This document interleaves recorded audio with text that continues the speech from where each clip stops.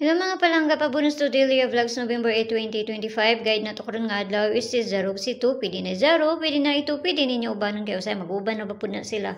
No, so di mo magkumpiyansa ha. So congrats gahapon kay namasin na nga to ang kuan. So karon nga adlaw mamasin na sa daan yun. Tanag musubay na to ang bisper nga gihatag, no? All 81 na nga to ang bisper, no? Muna to ang pair today. So, abayiran ninyo kung ganahan mo, kung na may kaugalingon pa mari sa anak, kamo na ibahala ha. So, dalian na nato ni, naglikramo na niya ako ang tiyan.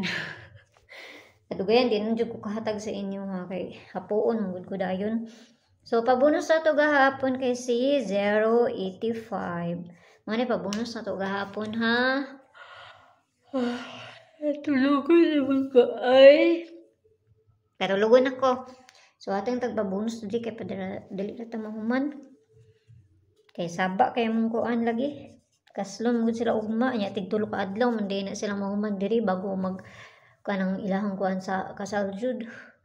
Okay, so pabonus na to 472. Mani pabonus na to ha.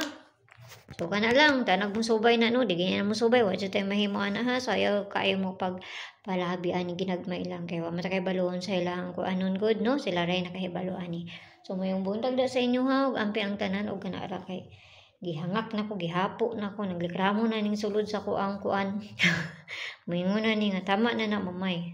Okay, so ampi ang tanan o guide 2 takaron nga adlaw og 0. So, kana lang ha. Mamay na diri sa kuha marapon akong ikahatag sa inyo ha. Tanag mo subay lagi na unya. Tulog mo na po kaya ko gabi naman ko dire ay alas 9 pa noon dire. So kana lang. Bye-bye na sa inyo ha. Tanag mo subay na unya. Bye-bye.